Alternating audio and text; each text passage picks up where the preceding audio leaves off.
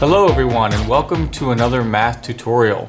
This video is going to go over how to find the areas of some polygons. Now we've already done some area formulas in the past for different shapes, for example triangles, squares, rectangles, trapezoids, which are our polygons. We're going to go over a couple that we haven't done yet, and that's going to be the rhombus and the kite, and then we're going to look at a way to find the area of regular polygons as well. All right, let's jump right in with rhombuses and kites. Okay, we've grouped the area of a rhombus and a kite together because their area formulas are identical. In any rhombus or kite, if you know the lengths of the diagonals, so diagonals, remember, are non-adjacent vertices connecting those vertices. So we have a diagonal here, and a diagonal here, and then over here on the kite, of course, again, two diagonals that go through the inside of the kite. The area formula for both of these shapes is 1/2 times d1 times d2.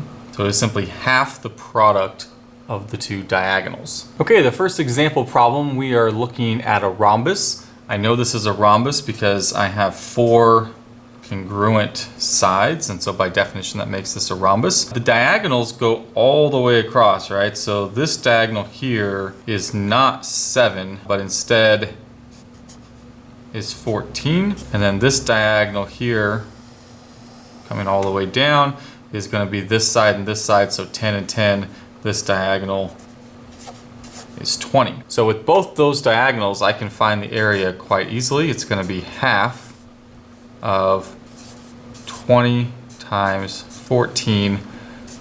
Half of 20 is 10, and then 10 times 14 is 140.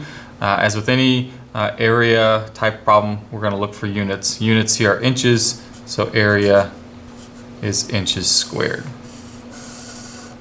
Okay, next up we have a kite. I know this is a kite because I've got 2 pairs of congruent consecutive sides. So we've got these 2 congruent and these 2 congruent. That by definition makes our kite. Our diagonals here, this diagonal coming straight down is going to be 2 and 2 or 4, and then our diagonal going across is going to be 5 and 3, which is 8. So our area is going to be half of 4 times 8. So half of 4 is 2. 2 times 8 is 16. Units are going to be centimeters squared.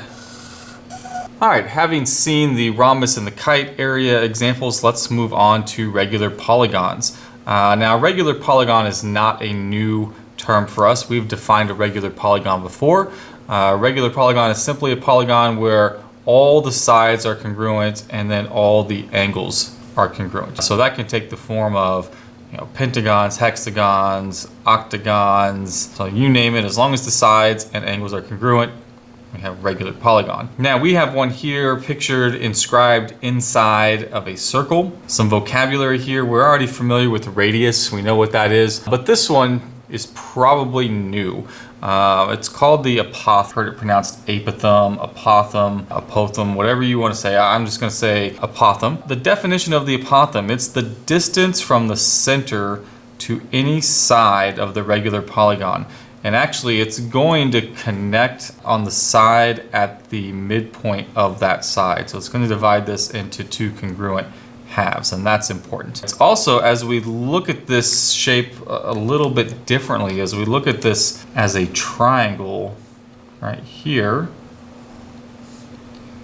well, the apothegm is also the height of an isosceles triangle that has the radius as its legs. All right, let's jump into an example, just working with the inscribed regular polygon, finding some angles, some prerequisite stuff we're gonna have to be able to do before we jump right into area. All right, in this diagram here, we've got a regular pentagon A, B, C, D, E. It's inscribed inside this circle we're asked to find the measure of these three angles here. Finding the measure of angles inside these inscribed polygons is going to be essential for some of the work that we do in finding area. So we're going to start here with something pretty simple and basic that will then just become a part of a much larger problem going forward. So the first angle we're asked to find is angle AFB.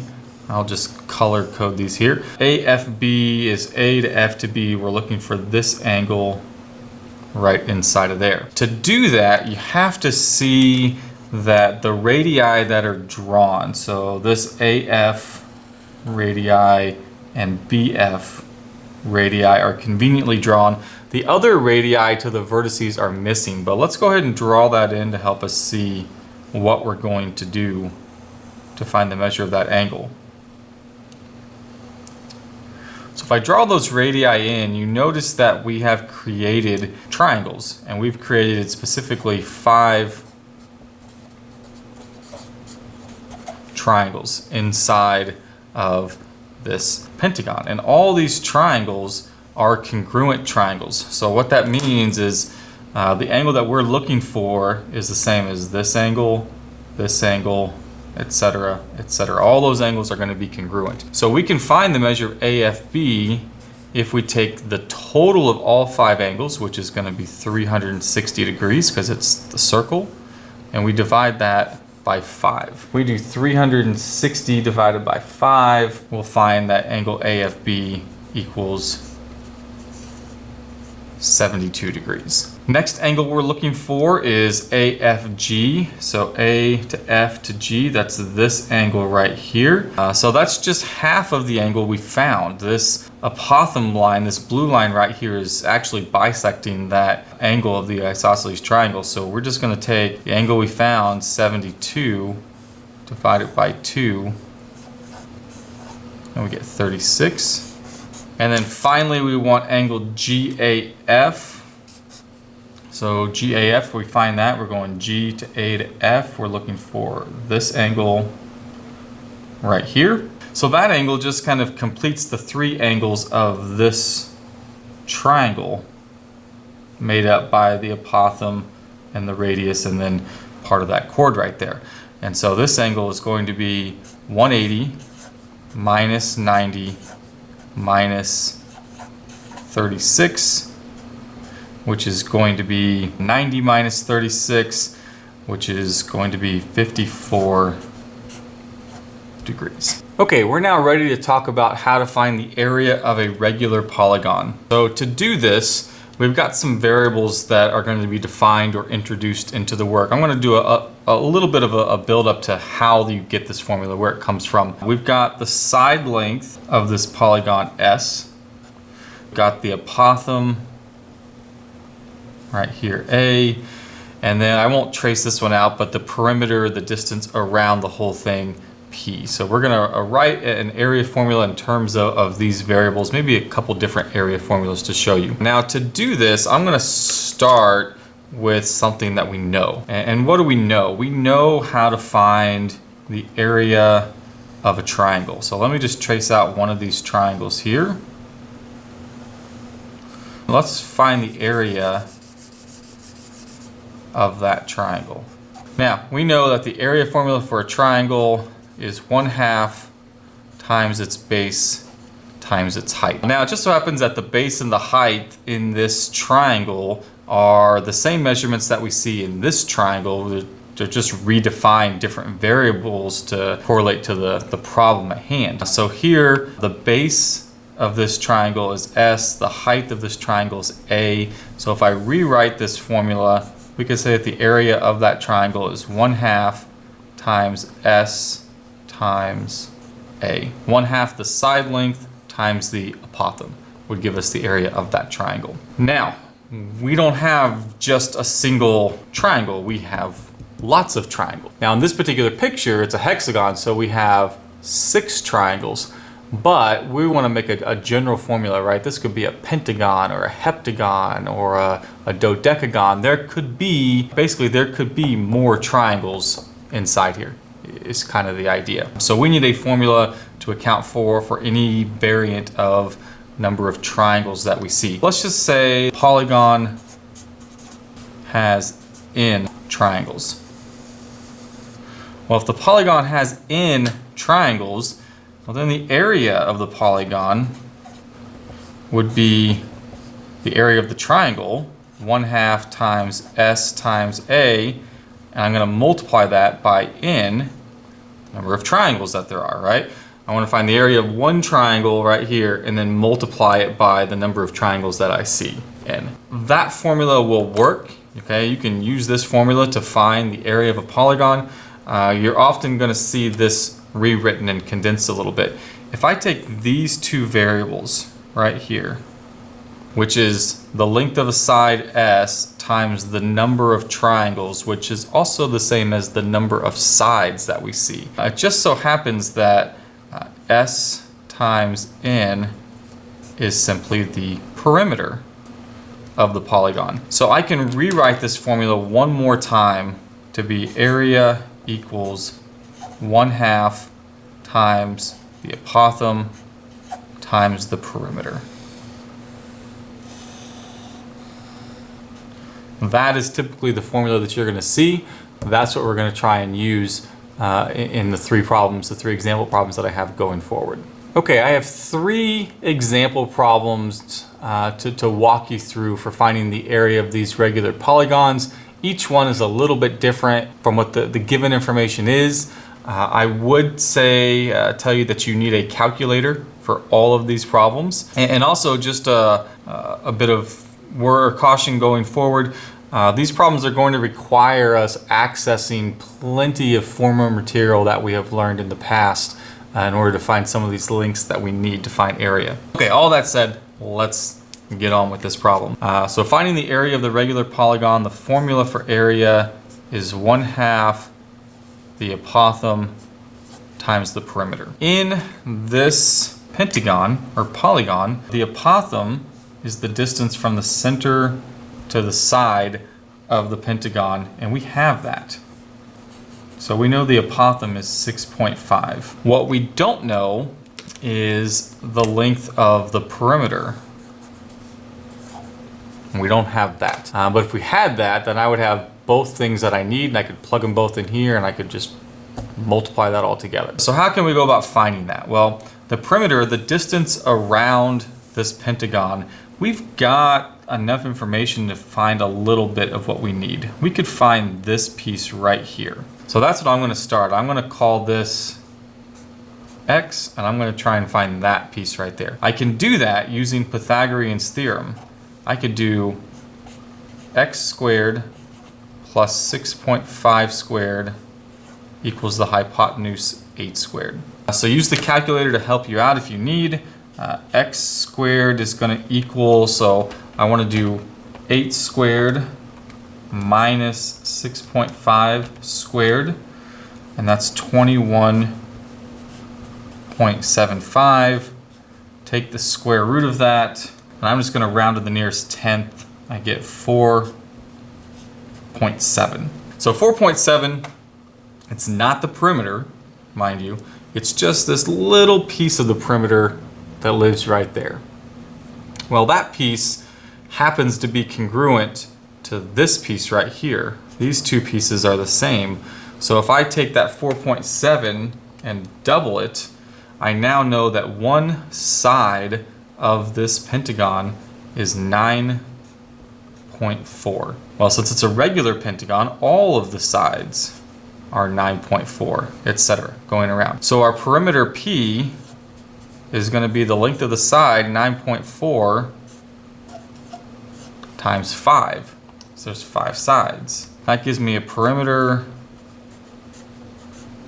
of 47. All right, so we should have everything that we need now. We had the apothem to begin. We now have managed to come to the perimeter. We can take these two quantities and we can put them together and into this formula, and we can compute the area. So let's finish this out. Area formula is going to now be 1/2 times 6.5 times 47. I'm going to go to the calculator. I get the area to be 152.75. Typically I would give units on an area problem, but there's no units in the problem, so I'm just gonna leave it like that. If you wanna write units squared, you can certainly write units squared. Okay, our second example problem is the exact same directions. We still wanna find the area of this regular polygon. The area formula is still 1/2 times the apothem times the perimeter. Now, in this particular problem, we're not given either of those two values, but we do have the length of one side here is 7. That should be able to get for us the perimeter. The perimeter P is going to be the side length 7 times the number of sides. So let's count them up. 1, 2, 3, 4, 5, 6, 7, 8, 9, 10. 10 sides.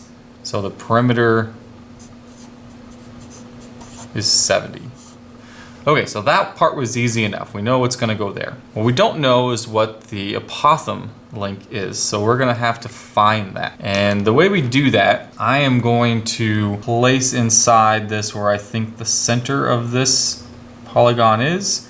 If I were to draw straight down so we can see where the apothem would be, come over here, draw on a radius, then I've got that piece there. I've got a right triangle inside this polygon. I'm gonna draw that right triangle separately, just a little bit bigger right here.